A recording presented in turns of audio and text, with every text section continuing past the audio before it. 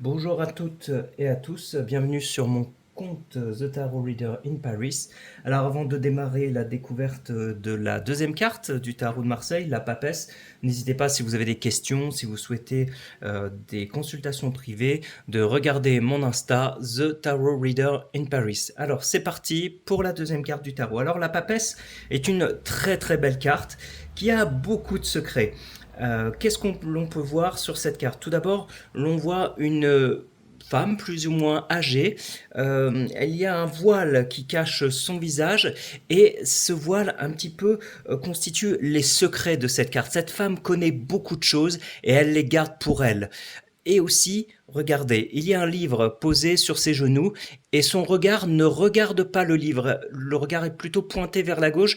D'ailleurs, dans un tirage en croix, les regards, la position de chaque personnage est très importante, vous allez le voir.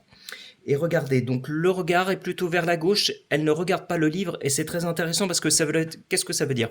Ça veut dire tout simplement que cette femme sait ce qu'il y a dans ce livre, elle n'a même pas besoin de le regarder. Cette carte, ce sont les études, la fécondité.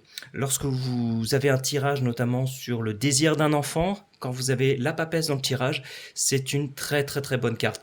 Notamment bien sûr aussi pour les études, vais-je avoir mon master, vais-je avoir mon baccalauréat, comment va se dérouler mes études durant cette année. Si vous avez effectivement la papesse, c'est très très bien.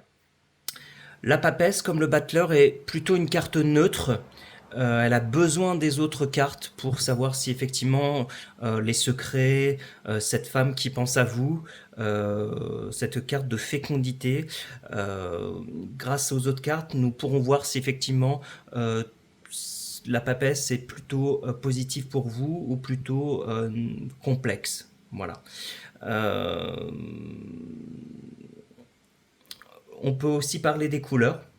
Le bleu, qui est effectivement le symbole de la profondeur, de la pensée, mais aussi le rouge, qui est un symbole d'action, de force. Donc tout ce mélange fait que cette femme a beaucoup de force intérieure et cette force intérieure justement a besoin d'être exprimée par rapport donc aux autres cartes qui vont l'entourer. Voilà, je vous dis à très très bientôt pour de nouvelles découvertes de cartes.